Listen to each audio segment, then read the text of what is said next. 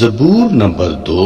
قومیں کس لیے طائش میں ہیں اور لوگ کیوں باطل خیال باندھتے ہیں؟ خداوند اور اس کے مسیح کے خلاف زمین کے بادشاہ صفا آرائی کر کے اور حاکم آپس میں مشورہ کر کے کہتے ہیں، آؤ ہم ان کے بندھن توڑ ڈالیں اور ان کی رسیاں اپنے اوپر سے اتار پھینکیں۔ وہ جو آسمان پر تخت نشین ہے ہنسے گا، خدا ان کا مضائقہ اڑائے گا۔ تب وہ اپنے غضب میں ان سے کلام کرے گا اور اپنے قہر شدید میں ان کو پریشان کر دے گا۔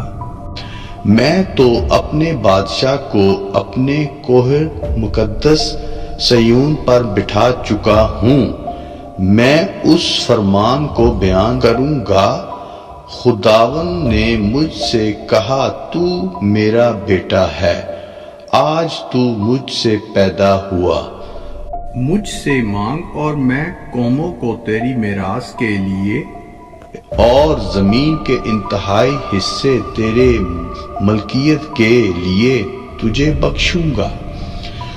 تو ان کو لوہے کے عصا سے توڑے گا، کمہار کے برتن کی طرح تو ان کو چکنا چور کر ڈالے گا۔ پس اب آئے بادشاہو دانش مند بنو، آئے زمین کی عدالت کرنے والو تربیت پاؤ۔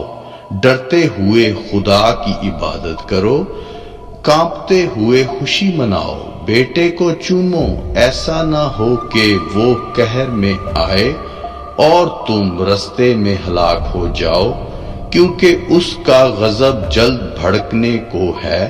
مبارک ہے وہ سب جن کا توکل اس پر ہے۔